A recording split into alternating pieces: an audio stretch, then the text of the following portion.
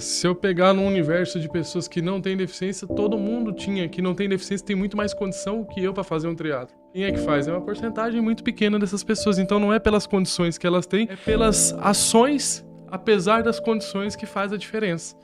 Perfeito. Samuel, e diante das circunstâncias em que a vida te colocou, você em algum momento se vitimizou, se olhou como você com receio de não conquistar certas coisas na sua vida? Como que foi isso pra você? Com certeza, eu sou um ser humano, meu cérebro também é primitivo, eu também reclamo, eu nunca falo para as pessoas não reclamem, eu sempre falo, ó, limite a reclamação, porque o reclamar, às vezes, ele é até necessário para você desabafar, o meu de reclamar é 30 segundos. Aconteceu alguma coisa que eu não esperava, aconteceu coisa ruim, bati o carro, alguém bateu em mim, eu vou reclamar, eu vou xingar muitas vezes mentalmente ali para botar aquilo ali para fora, eu não guardo esse sentimento para mim, mas depois disso eu vou, eu começo a agradecer, vou bater o carro. Ainda bem que ninguém machucou, só 2 carros que bens materiais que a gente dá conta, vamos descer, vamos conversar, vamos ver o que a gente pode fazer aqui, solucionar o problema. Então assim, só que eu passei uma fase na adolescência de me vitimizar muito e isso foi um padrão na minha adolescência. E esse padrão de reclamar, de entender que a vida é muito mais difícil pra mim, porque era assim que eu via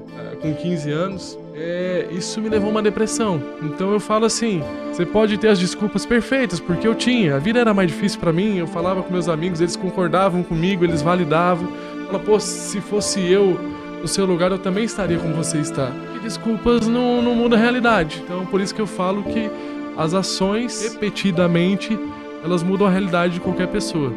E como foi pra você essa mudança de chave desse período pra você, de fato, pensar, olha, eu preciso performar, preciso mudar a minha mentalidade pra que eu consiga conquistar as coisas na vida? A minha mãe sempre falou que existem 2 formas da gente aprender na vida, ou pelo amor ou pela dor. E isso eu tive que aprender na dor, porque eu reclamava, o período da minha vida na adolescência ali com 15 anos que eu abandonei as fisioterapias, e eu fui regredindo muito rápido, porque eu tenho uma condição de encurtamento e meu músculo encurta o tempo todo. E aí, como eu deixei de fazer o que me dava essa performance, o que me dava essa saúde, o que me dava esse bem-estar, porque eu falava, não, isso aqui, fisioterapia dói muito, alongamento dói muito, é muito esforço para pouco resultado, é o que muita gente pensa. As pessoas não têm noção de progresso. E isso desmotiva muito quando a gente está num processo. A gente pode entrar mais nesse tema um pouco, mas é mais ou menos por aí. E aí eu falei, não, isso aqui eu não tô tendo o resultado que eu espero, porque a gente sempre espera um resultado. Nossa, eu fiz 200 sessões de fisioterapia por ano e levantei o pé 2 milímetros a mais. É pouco, mas se eu deixasse de fazer, eu ia perder muito. E foi o que aconteceu. Então eu deixei de andar, eu fui perdendo tudo que eu e minha família adquirimos de progresso durante a vida, porque eu deixei de fazer.